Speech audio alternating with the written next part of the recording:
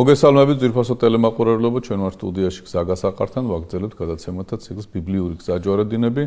სტუმრად მოწვეული გვყავს ტრადიციულად გიორგი გვასალია, თეოლოგი. გიორგი, მოგესალმებით, დიდი მადლობა მობრძანებისთვის. ჩვენ ამოვწურებთ თემა ელია წინასწარმეტყველთან დაკავშირებით, ელისეს შესახებ დავიწყეთ თხრობა, ვახსენეთ ელისე. და სანამ დღევანდელ გადაცემას დავიწყებთ, სადაც ელისეზე უნდა ვილაპარაკოთ, ელისე წინასწარმეტყველზე, მის სასწაულებზე, ორი სიტყვით რომ გავიხსენოთ მისი და ელია წინასწარმეტყველის დამოკიდებულება და როგორ მოხდა გადაბარება და ორჯერადი სულის გამოთხოვა ელისეს მიერ, საინტერესო იქნება. გეთახმებით მამა ანდრია, აბსოლუტურად მართალი ბრძანდებით, რომ ელისე წინასწარმეტყველის მოღვაწეობაზე რო დავიწყოთ საუბარი ჩვენ იმხელა სიმაღლის წინასწარმეტყველზე და იმხელა მოღვაწეზე ვიწყებთ საუბარს, რომ სწორედაც რომ უნდა გავიხსენოთ, როგორ გაგვაცნო ის ბიბლია და ჩვენ მერე აღშკარად აღმოვაჩენთ, რომ სწორედ აქედან იწყება ის სიდიადე და ის საოცრება, რომელსაც ელისე წინასწარმეტყველში ვხედავთ. მე განსაკუთრებულად ხაზგასმით მინდა აღვნიშნო, როდესაც ქრისტიანულ ლიტერატურაში საუბარია, თქვა, ეზეკიელ წინასწარმეტყველზე, საუბარია ესაია წინასწარმეტყველზე და დიდი ქრისტიანი ეგზეგეტები ეხებიან ამ დიდ წინასწარმეტყველებს, არ უშვებენ შესაძლებლობას ხელიდან, რომ ისინი ელისესთან არ დააკავშირონ. ელისე საოცარი მოღვაწეა ნამდვილად.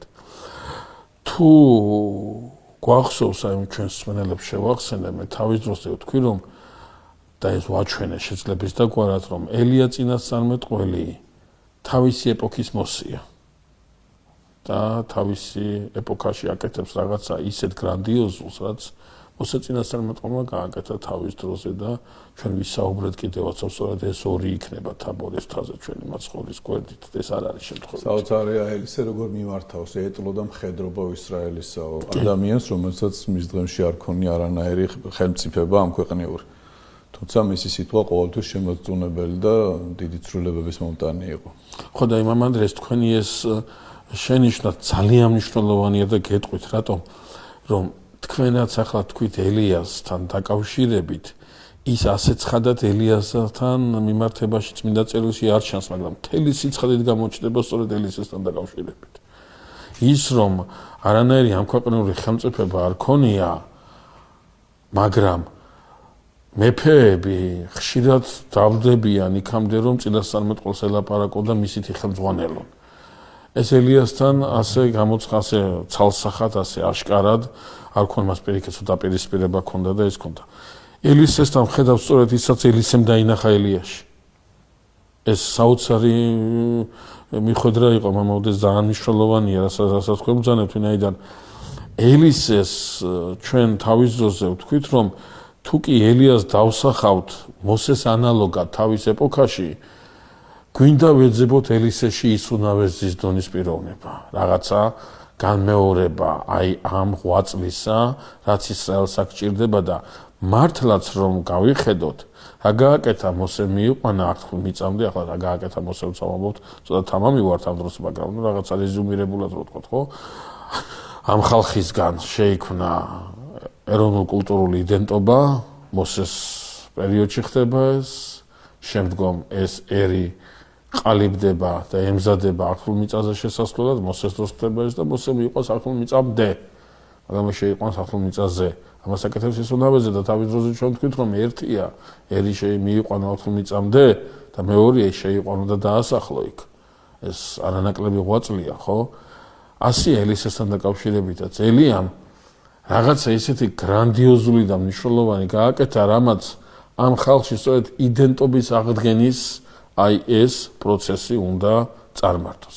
და ალბათ შემთხვევითი არ უნდა იყოს ელიას დროს დაყოფილი ისრაელი და იუდა, რომელიც ტყობენ ერთმანეთში, ელისეს დროს უკვე ერთად ხედავთ, ილაშქრებენ და რაღაცა ერთი მიზანი აქვს და რამ გავყო ჩვენ ერთმანეთს ეუბნებიან და ეს შემთხვევითი არ უნდა იყოს ელისესთან მიმართებაში. კი, აბსოლუტურად გეთანხმებით, მაგრამ ნახეთ, მათ მე გამოჩნდება, მე ვისაუბრებ ამაზე, რომ მთელი ტრაგედია ამ ერთი შეხედვით ბუნებრივი პროცესისა, ორი მოძმე სამეფოს დაახლოებისა მთელი პრობლემა მანდრია ის, რომ ისინი უახლოვდებიან ერთმანეთს პოლიტიკურად და არა ღირებულებით თვალსაზრისით.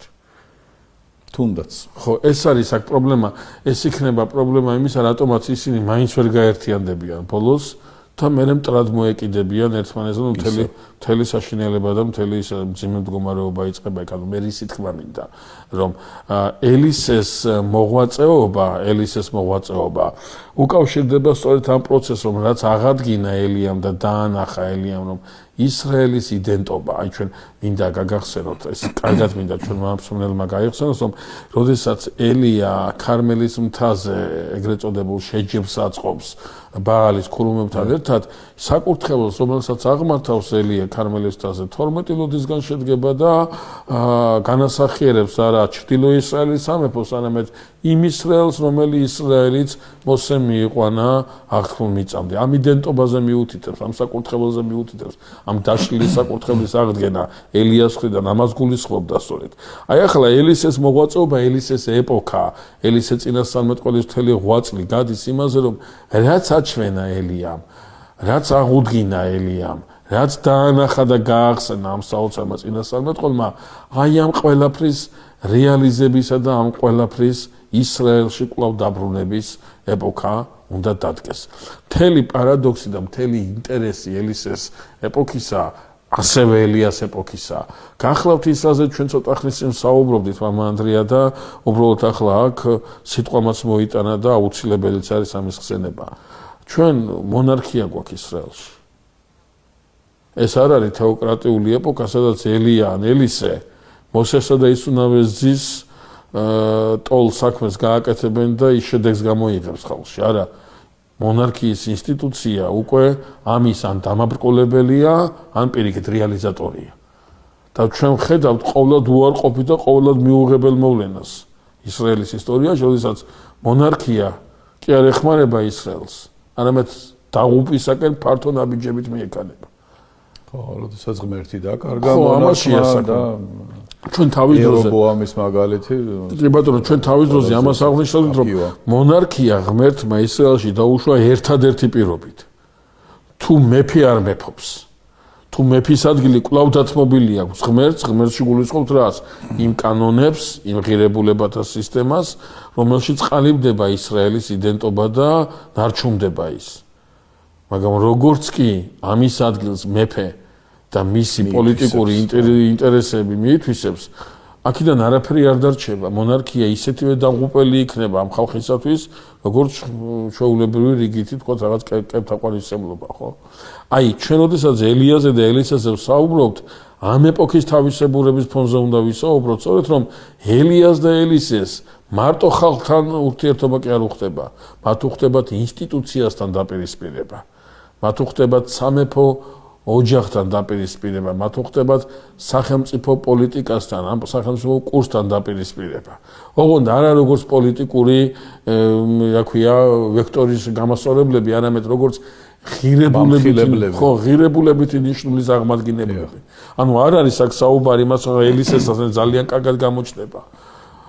რომ ურთიერთობა, დაძაბული ურთიერთობა, რომელიც სირიასა და ისრაელს შორის არსებობს ელისეს ეპოქაში, ელისი ამ დაძაბულობას უყურებს და აფრთხილებს სწორედ რელიგიური ღირებულებით კვალობას. იქ არ არის საუბარი, ელისი არ ერევა იმ ამში სიტყვაზე, რომ მეფემ ჯარი აქ უნდა გარწმუნას, ამ დროს იქ უნდა ილაშქროს, თუ საგარეო პოლიტიკა, სავაჭრო იქნება, ის ეკონომიური იქნება თუ პოლიტიკური, რა მიმართულებით როგორ უნდა მიმართოს. აქ საუბარი სულ სხვა რამეზეა. რომ რასაც აკეთებს სამეფო ოჯახი, ამის მიღმა ანგრევს თუ ინარჩუნებს იმას, რაც ელიას დროს გაიხსენა ისრაელმა. გავიხსენოთ, რომ ქარმელის მთაზე ისრაელმა ხმამაღლა შეძახა, რომ დიდარს უფალი, ხო? ანუ იახვესთან დაკავშირებით, ანუ ღმერთი არის არა ბაალი, არამედ იახვე და მოტრიალდა ისრაელი მაშინ, ხო? ამიტომაც ეუბნება ამ სიტყვებს ელიას, რომ შენ ხარ მხედრობა ცხადია. ყველაზე ძლევამოსილი დამცველი ისრაელის. ცხადიასია და საინტერესო ერთ დეტალს რო გავუსვათ ხაზი კიდევ.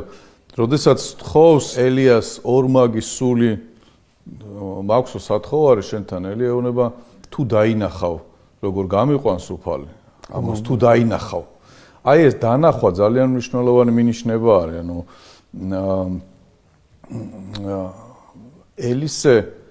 ელიას შეიცნობს სულიერად ხედავს ამას და აი ამ ხედვაზე ალბათ ლაპარაკი და ამიტომაც ეს ხდება ღირსი ამისი რომ გამგრძელებელი იყოს მისი გზისა ღირსეული. გეთაქვთ მამანდრია ნახეთ აქ როგორ არის აქ რა არის მნიშვნელოვანი იქ ერთი დეტალი გავიხსენოთ რომ ელიას თავს რომ რაღაცა არაჩვეულებრივი უნდა მოხდეს ეს მხოლოდ ელიამ და ელისემ კი არის ის არის წინასწარმეტყველები ხდებიან სხვადასხვა ადგილას ხო ეს ამბავი გავრცელებული ამბავია ეს დიდი ალბათობით ელიამ თავის დროზე იცოდა და აი ამ თავის მიმდევრებს თავის ახლა მიმდევრები არ არის მაინც და მაინც მართებული სიტყვა თავის მოწაფეებს თავის მორჩილებს ეს ყველაფერი განუცხადა ხო ჩადის ჯერ ბეთელში მერე ჩადის ბეთელში ერიქონში მერე იორდანის გასწვრივ უნდა გავიდეს ხო და ანუ ამ წინასწარმეტყველთა გუნდმა ანუ ელიას მორჩილებმა მისმა მოწაფეებმა ხო იციან ეს ამბავი და ჩანს ის ელიასგან უნდა იცოდნენ სხვა ვერავისგან ან ელიას ნებართვით უნდა იცოდნენ ვიღაცის პირისგან ვისგანაც იციან მაგრამ აქ საინტერესო გახლავთ ის მამანდრია რომ იორდანის მეორე ნაპირზე ელიას არ გაყავს არავინ ელისეს გარდა. ის ბევრმა იცის. მაგრამ ამის თვითმხილველი შეიძლება ელისეც ვერ გახდეს. ელია ამბობს თუ მნახავ ამას თუ მნახავ და შეიძლება ვერც ნახოს. ელისეც შეიძლება ამის თვითმხილველი ვერ გახდეს, მაგრამ ელიასათვის არის ის რომელიც სადაც არსებობს ალბათობა იმისა რომ შეიძლება ნახოს კიდევაც. ანუ ელისესნაირი აქ არავინ აყავს მას. აი ამ გუნდში. ელიაც ღვთისნებას მინდობილი ჩანს ახლა აქ. ცხადია ელიამ არ იცის სუსტად, ხო, ნახავს ელისე, ვერ ნახავს, მიეცემ ამას ეს. თან ელიას პასუხი ელისესადმი რომ საძნელო რამეს ვთხოვო, ხო, ჩემზე არ არისო. ჩემზე არ არის, ხო. ანუ ამ ძალის მოცემა, მადლის მოცემა მამები ამას განსაკუთრებულ ყურადღებას უთმობენ, რომ მადლის მიცემა მხოლოდ მადლის წყაროზეა დამოკიდებული და არა ვიღაცის სურვილზე და ვიღა კეპრიანი კართაგენული განსაკუთრებით საუბრობს ამ თემასთან დაკავშირებით. მე ნათლობის თემას კი აბავს, მაგრამ ცალკე აღებული ეს თემა აქვს მას გამოყენებული თავის იმაში. ესე ქვია, სწავლებაში და მსჯელობაში. ანუ მე ისე თქვა მინდა, რომ ამ შემთხვევაში ელიასათვისაც გაურკვეველი რჩება.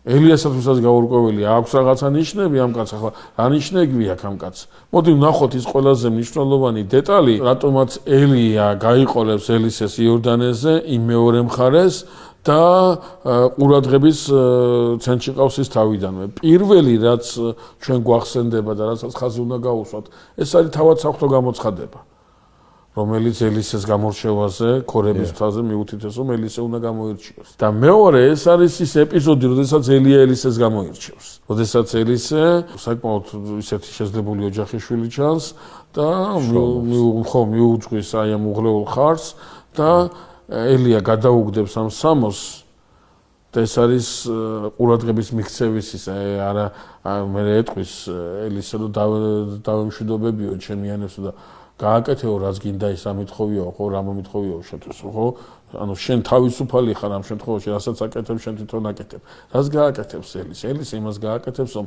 ელისე რომელსაც თავის მეურნეობა აქვს და მთელი გეგმები აქვს დაწყობილი აქვს ამ გეგმებს მომენტალურად აიღებს და გადააბარებს სახელოს ეს მისი აღარ არის და იმდენად ხარ ცეცხლოვანებას გამოიჩენს სულიერ ხურვალებას გამოიჩენს რომ მომენტალურად გაყვება ელიასთვის ეს ძალიან ბევრის მანიშნებელი ახლა რატო ამბობ ამას მამა ანდრია და ქრისტიანულ ლიტერატურაში სად ხვდებით ამ პარალელებს და რა შეგვჭირდება ეს ყველაფერი ჩვენ როდესაც სახარებას ვკითხულობთ სახარებაში ჩვენ ერთი საინტერესო მომენტია რომელსაც ნაკლებად ვაქცევთ ხოლმე ყურადღებას და რა არის ეს?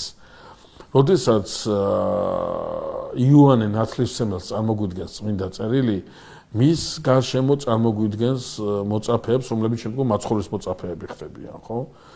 და იოანე მოღვაწეობს იუდეის უდაბნოში. და ეს მოწაფეები, პეტრია, იქ იოანია, ხო, ეს მოწაფეები გალილეადან არიან და მეთევზეები არიან. ეს მეთევზეობა ისეთი საქმიანობა იყო, რომ აი ასე მიატოვო ეს საქმიანობა და სადღაც წახვიდე, არ არის კლიენტს კარგავი, იმას კარგავ, რა ქვია, სარეწაო საშუალებას კარგავ და მთელი იმის, ანუ შენ უნდა შენ თავს მისცე უფლება, ეს ის ხო არ არის სიტყვაზე ვთქვათ, სახლიდან გამოხვიდე, სამსახურში წახვიდე და ერთი წუთით საბავშვო ბაღში შეურბინო შენ შულს, ხო? იქვე. არა, უნდა დატოვო მთელი ეს ხარე, გალილეის ხარე უნდა დატოვო, წამოხვიდე, თან სამარიაზე ვერ გაევლინო და შემოუვარო და ჩამოხვიდე იუდას უდაბნოში და მე აქ ამასთან იოანე ნათლისმცემელთან უნდა დარჩე. ამასთან მოწაფე ხარ მისი, ხო, მასთან უნდა იცხოვრო. და როდესაც მეთევზეობით დაკავებული ეს ადამიანები იოანე ნათლისმცემელთან არიან წარმოდგენილები, ჩვენ უკვე გვაქვს უფლება და საშუალება ცოტა მეტი დავინახოთ და მეტი სიცხადით დავინახოთ ის მიმართვა, რა მიმართვისთვისაც ჩვენი მაცხოვარი ანდრიას მიმართავს, მერე პეტრეს, იოანეს, იაკოვს, ესენი გამზადებულები არიან ამსახურებისათვის. კი იქ აქვთ სარეწავი, კი იქ აქვთ თავიანთი საქმე, მაგრამ ამ საქმეს ისე შეელებიან ხოლმე და ჩამოირბენენ იოანესთან და აკატარებენ დღეს და ღამეებს, ისე რომ ის საქმე იქ ამათია, ამათ შემოსავლის წყაროს არ მოადგენს. მაგრამ ამათ ურჩევნიათ რომ შემოსავლის წყარო რაღაცა სხვანაირად იმას აკნან, სხვანაირად იმას აკნან, რა ქვია, გადაალაგონ, ასე ვთქვათ, ეს გემგემი სხვანაირად გადაალაგონ და თავიანთი მთავარი უკეთესი ირჩევენ. ხო, თავიანთი მთავარი, ანუ მთავარი დრო იოანესთან უნდა. ამიტომაც არის რომ როდესაც იოანესაგან ჩვენ ხედავთ ამ მოციქულებს გადასულ ჩვენ მაცხოვრის სიახში, ეს ასე მარტივად არ უნდა წავიკითხო და მარტივად არ უნდა დავინახოთ. ხო, ეს ცხოვრების ცვლილება მთლიანად. ხო, ანუ ესენი ამ ცხოვრების ცვლილებისთვის ემზადება. აი ეს დაინახა ელია მელისეში. აი ეს დეტალი კარგად დაჩანს ელისეში. ზაობა უკეთესი აერჩია იმის გარეშე, ეჭვის გარეშე. ხო, მოდი ახლა ვთქვათ რა არის ეს უკეთესი. რა არის ეს უკეთესი? ეს უკეთესი შევიწროებისა და ეს უკეთესი დევნის მეტი არაფერი არ არის. ასე აღმოჩნდა ეს მოციქულებისთვის და ასე აღმოჩნდა ეს ელისესასთვისაც. როგორ შეიძლება აქ ამას უკეთესი დავარქვათ ამ ქვეყნიური პარამეტრებით? რა საქმეც ეს არის? ელისი ამას აკეთებს, სწორედ ახლა რატო ამბობ ამას? იმიტომ რომ ელისე შეძლებული იმასანჩანს და გაცილებით რთულია ამ დროს გამოხვიდე შენი კარმი და მოდან, ვიდრე იმ დროს, როდესაც მაინც არაფერი გაგაჩნია და გინდა ახლა ყოფილხარ და გინდა იყოფილხარ. და აი ეს ყველაფერი ელისეს პიროვნებას ჩვენ მანამ სანამ ელიაწინა ისევე როგორც ისუნავეზე ჩვენ ბოლომდე ვერ ხედავთ მანამ სანამ მოსია. ვინაიდან ამხელა ბუმბერაზე ჭრილშია მოხვედრილი ისუნავეზე და სრულიად ბუნებრივია რომ ის ისე და იმდენად არ ჩანდეს. ამდენადაც შემდეგ გამოჩნდება, ხო? მოსედგას ჯერ ფეხზე, ხო? ასევეა ელიას და ელისესთან დაკავშირებითაც.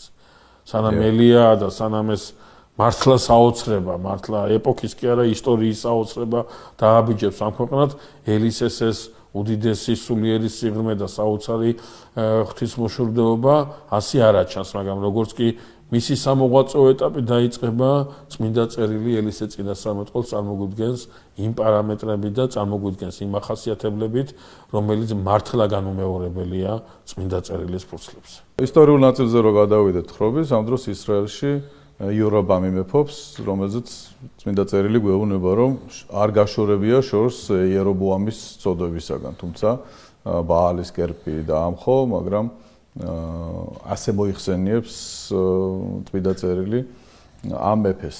და აი ამ დროს ჩნდება უკვე მეფესთან კავშირში ელისე წინასწარმეტყველი. გავიხსენოთ ვინ არის ახლა ეს მეფე იორამი, ეს არის აქაბის შვილი, მეორე შვილი, პირველი შვილი გამეფდა, ერთადერთი რითაც გამოიჩინა თავის იყო რომ მეორე სართულიდან გადმოვარდა და ფეხები მოიმტვრია, მე აფერე გაუგეთებია იმას და ისიც ამხილა ელიამ იმის გამო რომ ფალზებულთან გააგზავნა სამკითხაოს სინაქვია წარმომადგენლები. აი ეს იორამი, მეფე იორამი, მეორე ძე მეფე აქაბისა ძალიან საინტერესო პიროვნებაა, რომელსაც როგორც გვემზანეთ მამანდრია, მან ასე ვთქვათ აი ეს დეტალი, რასაც საუბრობდით, ელიამ რაც გააკეთა, ხო თითქოს და ეს დეტალი არ წაუყრუა მას და ბაალის ოფიციალური მსახურება დაასრულა. ეს მართლა ქნა ამ მეფემ, მაგრამ იქვე წმინდა წერილი თქვენ ეს შესანიშნავად აღნიშნეთ, ხაზგასმით ამბობს, რომ ეს არ არის ის, რაც ელიას მოწოდება იყო. ამას გაგრძელება უნდა კონდეს, თავისი ეს გაგრძელება არ კონდა სწორედ რა. დაზოგა თავი ამ ხრივ შრომის. ხო, იმიტომ რომ იორობოამის წოდებებთან დარჩა და რაცოდვა მოდის გავახსენებ შემსვენელს, ხო? ეს არის ხარების თაყვანისცემა. როდესაც იერობოამ პირველმა ორი გამოსახულება აღმართა დანსა და ბეთილში და ასე ვთქვათ ისრაელს უთხრა რომ იერუსალიმში რომ მიდიან ღმერთის თაყვანისაცემად აი ეს არის სწორედ ის ღმერთი ანუ ეს არის არა კერპი არამედ ეს არის იერუსალიმის ღმერთი იქ თუ ღმერთი აღხედრებულია სერაფიმებზე ქერუბიმებზე აქ ღმერთი წარმოდგენილია როგორც აი ამ ხარ ქერუბიმზე ამ ხედრებული ღმერთი და ისრაელს დააწყებინა სწორედ ამ ხარების თაყვანისცემა. აი ელიას სწორედ ელია ნუ ვიტყვით იმას მომანდრია რომ ელია ებრძვის ბაალის კულტს. ელია ბაალის კულტის სახით ებრძვის იმ კერპთაყვანისცემლობას რომელიც თავისთავად ცხადია უკავშირდება იერობოამის ცოდვასაც. აი იორამთან დაკავშირებით წმინდა წერილი ამას გვეუბნება, რომ არ მოცილებია იერობოამის ცოდვას. არ მოცილებია იერობოამის ცოდვას, თუ კარგად წავიკითხავთ წმინდა წერილისეულ უწყებას, მაშინ ვნახავთ, რომ რაღაცა მოშურნეობასაც კი იჩენს, რომ ბაალიდან იერობოამის ხარების მსახურებისკენ დაბრუნდეს ისრაელი, ანუ არა ღვთისმსახურებისკენ.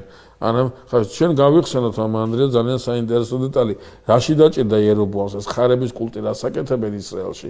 ისრაელში ქმნიან იმ მიკრო რელიგიურ კლიმატს, რამაც ისრაელის სამეფო დინასტია უნდა დააზღვიოს იუდასა და ისრაელს შორის არსებული ურთიერთობის შედეგად რაღაც სეპარატისტული მოძრაობებისგან.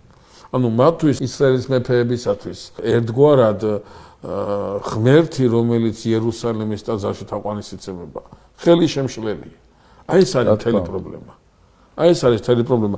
მიუხედავად ამისა ჩვენ წმინდა წერილი გვეუბნება ასეთ რაღაცას რომ იოსაფატს რომელზეც ჩვენ რამდენჯერმე ვახსენეთ და ის მართლაკეთილმორწმუნე და საოცრად დიდი მეფეა იუდეის ისტორიაში და წმინდა წერილი მხოლოდ დადებითი კუთხის ერთის გარდა და ის ერთი საკმაოდ ძიმედ დარჩება მე იუდას სამეფოს საოცარი მეფეა და საოცარი ღვთისმოსავი მეფეა მეფე იოსაფატი და არის აი ეს ერთობა ჯერ კიდევ აქაბის დროინდელი დაწყებული ერთობა იორამსა და იოსაფატს შორის და იოსაფატი რაღაცნაირად თითქოს და არ აკლებს მცდელობას რომ ისრაელის მეფემ დაინახოს იუდას ღმერთის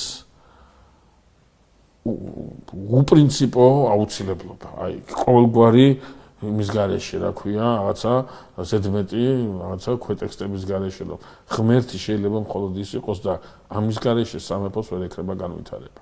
მაგრამ ჩვენ აი პირუკუ იმას ხედავთ თითქოს და იორამი თელი აქაბის სახლი და არა მარტო აქაბის სახლი შემდეგი დინასტია რომელიც მოვა თითქოს და შეგნებულად თვალს უხუჭავს ამას ყველაფერს კიდევ და კიდევ ერთი რამის გამო დავაკვირდეთ მომანდრია ეს არის პოლიტიკური მიზნები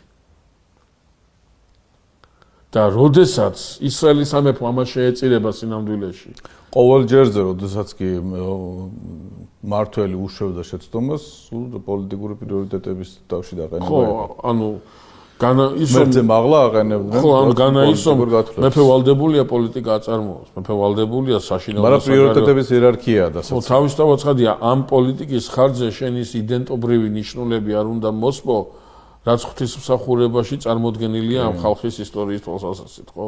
ამას არ უნდა შეეხო. თორე შენ არავინ გიკონტროლებს პოლიტიკის საგარეო და საშინაო კურსს.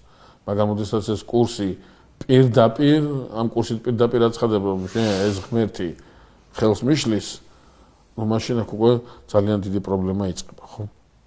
ახლა წმინდა წერილში წარმოდგენილია პრობლემა იმასთან დაკავშირებით, რომ მოაბი განუდგა ისრაელს, რომელიც მოხარკე იყო ისრაელსა ჩვენთვის ხარკს. ხო, ჩვენ თავის დროზე ამაზე ვისაუბრეთ აქაბმა, ჯერ ომრის დროს, აქაბის მამის დროს იწყება ეს პროცესი და ისრაელი როგორ ფეხზე წამომართულია, რომ მოაბსაც ხარკავს და აი მეფე იორამის დროს მოაბი წყვეთს მორჩილებას, ისრაელის სამეფოს მორჩილებას და იორამი უგზავნის წერილს მეფე იოშაფატს, რომ განუდგა მას მოაბი და აპირებს მოაბის მორჩილებაში დაბრუნებასაც მის მათმა ვერ მოახერხა და ვერც მოახერხებდა და ამ შემთხვევაში დაუდგება თუ არა გვერდით მას იუდას სამეფო. ახლა ეს რამდენიმე რამის გამო ჭირდება მეფე იორამ. ჯერ ესეთი ჭირდება სამხედრო ძალის თვალსაზრისით, მაგრამ ასევე ჭირდება მას ბუნებრივი მოკავშირე ზურგის მხრიდან, ვინაიდან მოაბის სამეფოში შედის და შესაბამისად მოაბის სამეფოში შესასვლელად ზურგი გამაგრებული უნდა ქონდეს. ეს ზურგი შეიძლება უშუალოდ იუდას სამეფოც არ იყოს. აქ ედომის სამეფო ერთვება, როგორც ბუფერული სამეფო და ეს ედომის სამეფო ემორჩილება იუდას სამეფოს.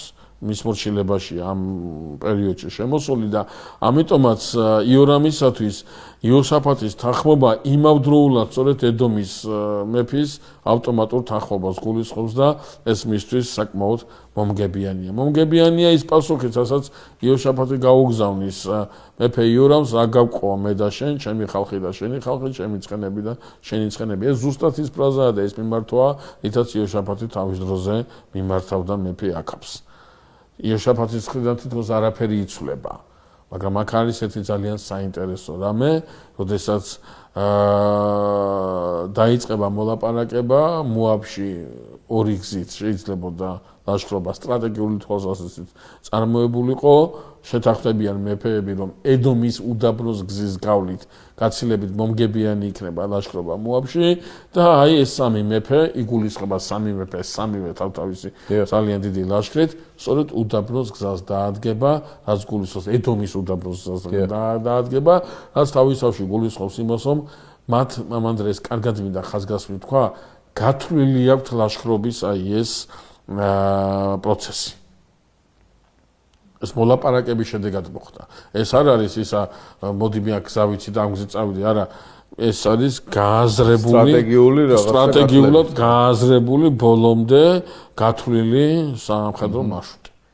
რატომღაც აი ამ გათვლილ სამხედრო მარშრუტს ძალიან დიდი დაბრკოლება შეექმნება წინ. წყალი არ არის არც ჯარისათვის, არც იმ საქონელისათვის, რომელიც მათ მოსდევს უკან და შესაბამისად ეს ჯარი სანამ მოაბის საზღვრებამდე მივა, ღონე მიხდილი, შეიძლება განახევრებულიც კი აღმოჩნდეს და თავიდანვე უკვე ედომის უდაბნოში ეტყობა, რომ ამ ჯარის გზის გაგრძელება არის ყველა წარმოუდგენელი. მომგებიანი არ არის. და გაჭირვებაში ახსენდებათ ღმერთი. ხო, აი საქმეც ეს არის, რომ გაჭირვებაში ღმერთი ახსენდება მეფე იოშაფატს. ხოლო იორამ, მეფე იორამისაგან უფრო ხედავთ განწერული კაცის იმას, რა ქვია, გმინვას. და უფრო ხედავთ სასოწარკვეთის ეს სამი მეფე ღმერთმა აქ მოგუყვანა ამოსახოცო და ღმერთმა მოგიყვანა შენი ჯექი და შენ გეგმავდი ამას ყველაფერს. კაი, შეიძლება შენ ახლა შენი ასე ვთქვათ საფრთხისმეტყველო რიხი გულისხმობს იმასო თქვა, რომ ღმერთის გარეშე შენ ამ გადაწყვეტილებას ვერ მიიღებდი, ეს გასაგებია. მაგრამ სად არის ის ღმერთი, რომლის იმედიც ჰქონდა შენ და რომლის გამოთაც ისრაელს გეგმავდი მაშინ სად იყო? გეგმავდი მაშინ სად იყო? ახლა სად არის ის ღმერთი, რომელიც ღმერთისაც იმედი ჰქონდა შენ და ისრაელს ეუბნები, იერობოამის გასვათ, რომ აგერ არის შენი ღმერთები ისრაელ და ნუ ივლი იერუსალიმში. ეს შენი სასოწარკვეთილი მდგომარეობა მარტო შენთან რჩება თუ ღმერთის ბრალიც არის რაღაცა აზრით ის. აქ მთელი ინტერესი ის არის მამა ანდრია, რომ მეფე იორამს ამ კითხვაზე არამს თუ პასუხი არ აქვს, ეს კითხვაც კი არ უჩნდება. პირდაპირ სასოწარკვეთილ. პირდაპირ ხო, ზოგადად ახლა საუბრობენ ამ თემაზე, აი ეს სრუბორწმუნეობა, ეს უღმერთობა, როგორ შიშის წინაშე განსაცდელი და შენ უკვე სასოწარკვეთილებას ეძლებ. ამიტომაც ასე დროს თუ დავაკვირდებით, ადამიანი მაქსიმალურად ცდილობს განსაცდელებს თავი აარიდოს არა იმ თვალსაზრისით, რა თვალსაზრისით ეკლესია ასწავლის მას, არამედ იმ თვალსაზრისით, რომ კომფორტულად იგრძნოს თავი და ეს ყველაფერი მერე ღმერთს დააბრალოს. თავისი მეცადინეობა ღმერთს დააბრალოს. იმ დროს, როდესაც იოშაფატი სულსვლა კითხვას ასვამს. იოშაფატი კითხულობს, არის სულ აქ ვინმე წინასწარმეტყველი ღვთის კაცი, რომელსაც დავეკითხებით. იოშაბათისათვის იმან ხო არ იცის მეფე იოშაბათმა რა პასუხს ეთქვის ის, მაგრამ იოშაბათისათვის ღვთის პასუხი უკვე გამოსავალია. არ იცის ის მოტრიალდითო ეთქვის, გააგრძელეთ გზას ეთქვის, ეს რა ჩაგიდენია, არ იცის. მაგრამ თვითონ რომ ღმერთის საგანი იქნება სიტყვა ნაუწყები, ის არის მისთვის უკვე გამოსავალი. ნახეთ, როგორი დაშორება, როგორი სხვადასხვაობაა იორამსა და იოშაბათს შორის. როგორი სხვადასხვა დამოკიდებულება, როგორი სხვადასხვა ურთიერთობაა. და იორამის მსახური თავს გამოყოფს და იტყვის, კიო არის უაკ ელისეო, ელიას ხელზე წყალს რო უსხავდა. აქ არისო და დავეკითხოთო იმასო. და ელისე წინასწარმეტყველთან მიდიან. აი აქ არ მახსოვს რომელიც წმინდა მამა ამბობს, არ მახსოვს ივანე ოქროპირი, არ მახსოვს ეფრემასური, არა აქვს ამას არავითარი მნიშვნელობა, ხას უსვავს იმას, რომ როგორ ჩამოაქვეითაო ღმერთმა მეფეები და მიიყვანაო თავისთან. ამ შემთხვევაში ივანე ოქროპირი რამდენად სწორად მახსოვს, ივანე ოქროპირი გულისხმობს, რომ ესენი მიდიან სხვა მიმართულებით. და ამათმა ჯარი დატოვესო, ყველაფერი იმასაკნესო და წინასწარმეტყველისკენ გადაუხვიესო. ეს წინასწარმეტყველი, რომელიც უუფლებო, ასე ვთქვათ, უყურადღებო, რაღაცა ასე ძიმე მდგომარეობაშია, მეფეებიც კი მის წინაშე, ესა ქვია, მოწიწებით და თხოვნით არიან წამდგარი და ესეც შედარებას იძლევა ივანე ოქროპირი. ისე მიადგენ ელისეს სამყოფელს, როგორც გლახაკი მიადგება მდიდარს იმის იმედით, რომ რაღაცა წყალობას მიიღებს იმისგანო.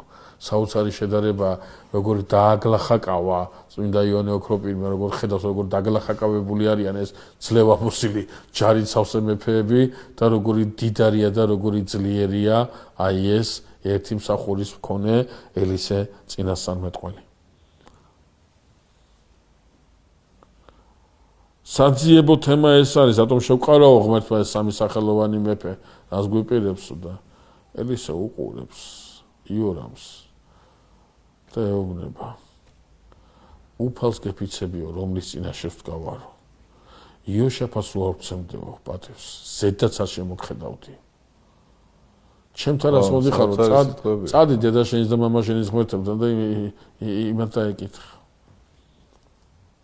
ელისე ეუბნება აქ, რომ ჩემი პასუხი, რომელიც ღვთისაგან მოდის, არის არა პასუხი შენდამი, ამით არის პასუხი იოშაფატისადმი. ზედაც არ შემოგხედავდიო, როგორი თამამი და როგორ ისმის, მე არ ვიცი ხა სხვას როგორ ხედავს ამას, როგორ მესმის აქ ელიას ტონი. ელიას მიმართვა. ხო, ელიას მიმართვა ახლა. აქ გინდელისა მდგარა და გინდელია მდგარა, აი ორივე ამას უპასუხებდა. ზედაც არ შემოგხედავდი. აქ ბიბლიაში აი ეგ დეტალს უნდა მივაქციოთ ყურადღება. ელისე ეუბნება, რომ წადიო იმ შენ მამაშენ ზეში და იორამ ეუბნება არა. არა, შენ გითხარი. და ამან რატო უნდა უთქვას, უსმენს ამას? აი თუ ჭირდება მის პოლიტიკას მოусმენს. და თუ არ ჭირდება არ მოусმენს. აი ნახეთ როგორი ძიმე სულიერ რელიგიურ მდგომარეობაში და როგორ ძიმე აზროვნებით მდგომარეობაშია მეფე იორამი. და ეხლა ამას ჩაბარებული აქვს ისრაელი. ის ისრაელს დაღუპავს, ის ისრაელს ვერანაირად ვერ მისცემს ხსნას-დაშვებას, წარმოუდგენელია. იმდენად მძიმე მენტალურ მდგომარეობაში იმყოფება. და აი აქ წმინდა წერილში წერია საოცარი რამ, რომ ელისე წინასწარმეტყველი მოითხოვს მეჩანგეს. მომეყვანეთო მეჩანგე, რომ დამკვრელი, რომ უფლის სიტყვა უწყოს მათ. წმინდა მამები აქ ჩერდებიან. რაში ჭირდება მეჩანგე ელისეს? რა არის ეს? უიმისოთ რა უფალი სიტყვას არ აუწყებს? და ძალიან საინტერესო მნიშვნელობა აქვს ამასთან დაკავშირებით ამბროსი მედიოლანელს, ივანე ოქროპირის, ეფრემასურს და აი მამები, აი ბევრი მამა ჩერდება ამასთან დაკავშირებით, ამ ჩანგის დაკვრასთან დაკავშირებით, რომელსაც თავისი რაღაცა გადამწყვეტი მნიშვნელობა აქვს შემდგომი თხრობისათვის. გიორგი, ჩვენი გადაცემის დრო იწურება, ამიტომ ესეც საინტერესო დეტალზე კი მივედით, მაგრამ შემდეგი გადაცემისთვის გადავდოთ ამაზე თხრობა. შემდეგადაც ემაში უკვე უნდა გადავიდეთ იმ სასწაულებზე, რომელსაც ელიცეს ჩადის, მეფეს წინაშე, ხალხის წინაშე და საკმაოდ ვრცელი საუბარი გვექნება, ამიტომ ჯობს შემდეგ გადაცემისათვის შემოვინახოთ ეს თემა. ხო, ლოგიკურიც არის, ვინაიდან რაღაცნაირად აქ ჩვენ უკვე მეფეები მივიდნენ ელისესთან და ელისემ რაღაცა უნდა უთხრას და წინასწარმეტყველური თქმის შინაარსით და ეს ძალიან ხატოვნა და ძალიან ისი ალბათ მართლა ცალკე გასაგრძელებელი თემაა, როგორც თქვენ მართებულად ბრძანებთ და თავმშვიდობები მაყურებელს ამეთ მაშინ. ძირფასო მსმენელებო, ჩვენ ელისეს შესახებ თხრობას გავაგრძელებთ. შემდეგი ალბათ რამდენიმე გადაცემა სწორედ ელისეს სასწაულების შესახებ გვექნება თხრობა. ამით გემშვიდობებით, მადლობა სუხთი გიორგის მობრძანებისათვის.